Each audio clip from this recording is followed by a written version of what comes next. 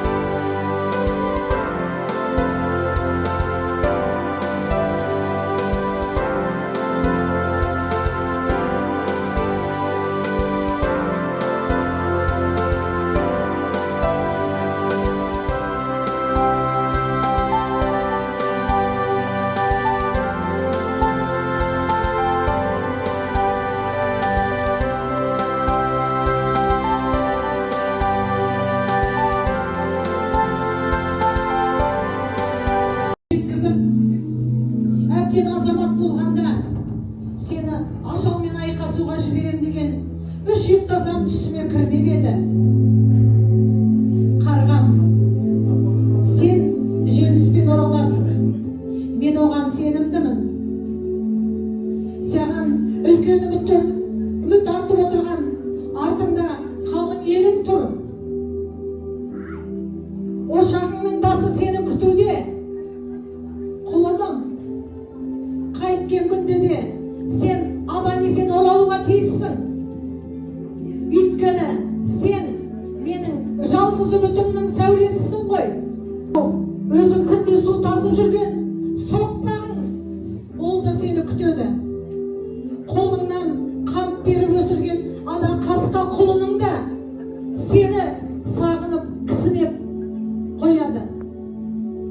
Ал енді қаншама осындай артыңда күткен жандарың бар, құлыным. Сен аман келуге тиістісің.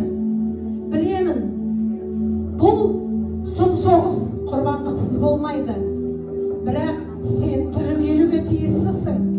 Сен тірі келуге тиістісің, айналайын. Қайткен күнде біздің үмітімізді ақтауға тиіссің. Мен сені күтем, қарғам. Мен сені асыға күтем.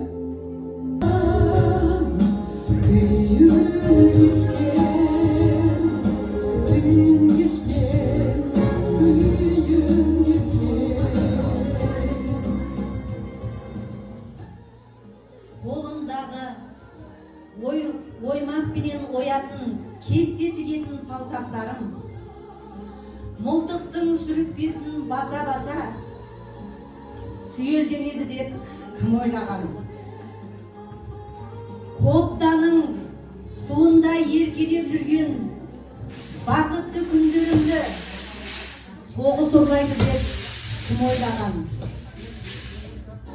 Шүберекпен шығынды қуып жүріп өлтіруге қимайтын ет жүрегім қорғасын болып оққа айналады деп кім ойлаған? Қолым менің қанға малынды. Жоқ, мен адам өлтірген жоқпын. Адам кейпіндегі хайуандарға оқ аттым. Фашистерді көздедім. Мұның бәрі жеңіс үшін, болашақ үшін,